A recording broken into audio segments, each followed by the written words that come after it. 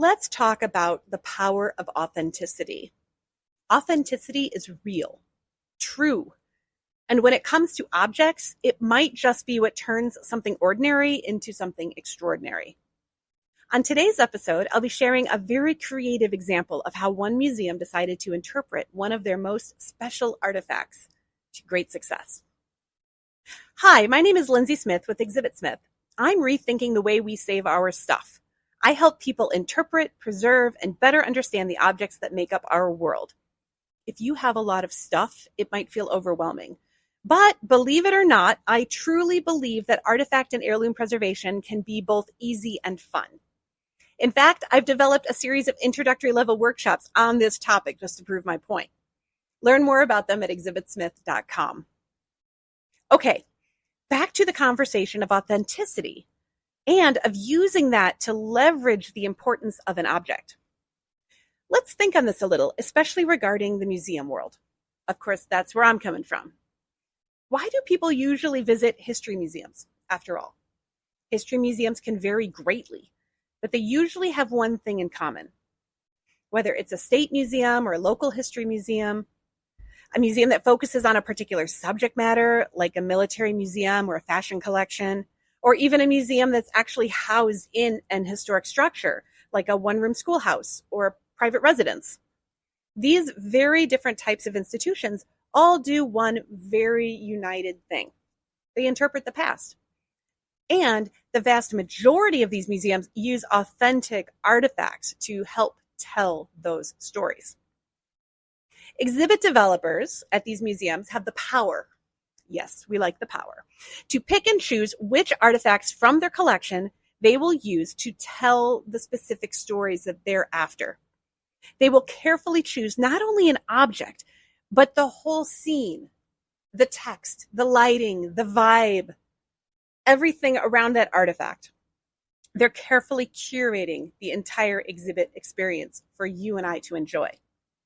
They are the ones who will determine the story that they think is most important for the exhibition, and we trust them to do that with accuracy and integrity. There are many different ways we can look at a single item, many different exhibits it could take place in. And I focus on that in my workshops, and I'll be discussing how to look at artifacts in different ways in a future episode. But until that episode drops, I want you to understand that with the right thinking and interpretation, even the most ordinary looking artifact or item can truly come alive in the eyes of museum guests. And today, I'm going to tell you a story of just that. But before I begin, here's a little information about this artifact, a little teaser, right? If you saw it folded up on a table, you would probably just walk right on by, thinking it was something that needed to be tossed or donated or just gotten rid of. But properly mounted and interpreted, the item's true worth is revealed. This museum I'm going to talk about, though, they went an extra step. They went above and beyond anyone's wildest dreams. Using the authentic artifact, its extraordinary backstory, and a little bit of theater magic, they created an awe-inspiring educational spectacle. Are you ready to hear about it? Today, I'd like to tell you a story about a tent. A special tent, George Washington's tent. In fact, it's on display at the Museum of the American Revolution in Philadelphia. Last spring, I had the opportunity to chaperone my son's fourth grade field trip to the museum. To say the kids were excited to go on a field trip is an understatement, by the way. I think my ears were ringing for weeks after those bus rides. It was a little too much for this mom to take. Anyhow, when we got to the museum, the first thing we did was to see their multimedia production of General George Washington's tent. Before the lights dimmed in the theater, a museum educator explained the artifact's importance and that it was old, authentic, and should not be photographed. The room full of loud, bouncy fourth graders started asking a myriad questions all at once. Where did you get it? Can I touch it? What would happen if I touched it? You know, kid questions. Is it real? Was a big one. There were also some high school students in the crowd. Just FYI. I really wanted to jump up and start explaining things, but as a parent chaperone, I just sat and smiled. The rambunctious kids were really getting into it. During the wonderful introductory film, most of the kids were able to stay quiet, but it is fourth grade after all. So there was a constant bit of background chatter, which kept the energy up in the room. And then, at long last, the screen rose and the crowd started going wild. The tent! The tent! But there was another screen behind it, and the movie continued. This was a brilliant move, by the way. The crowd reacted and anticipation grew. The high schoolers behind us were just as engaged as the fourth graders. Then, at long last, the second screen gave way, and there it was, Washington's tent, beautifully lit and safe behind glass. A screen along the back wall projected sky and trees as they changed through the seasons, and the lighting made the tent seem magical. And the crowd went absolutely wild. The 10-year-olds and the high schoolers were going nuts for George Washington's tent. Like, I'm talking completely nuts, like Beatles on Ed Sullivan nuts.